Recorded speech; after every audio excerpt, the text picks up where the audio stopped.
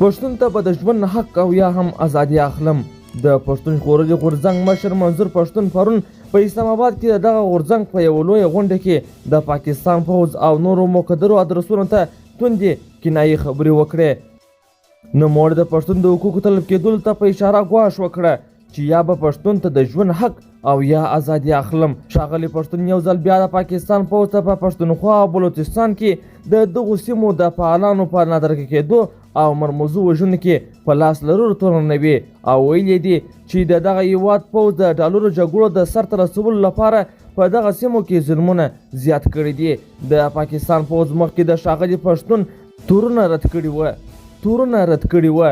د یادې غونډې پر مهال د پښتونخوا په شان د پاکستان رسنیو د پوځ او حکومت په فشار د پښتون ژغورنې غورځنګ د مشرانو خبرې خپرې نه کړې، خو د ټولنیزو رسنیو له لارې یې په پراخه کچه انعکاس او هرکلی وسو.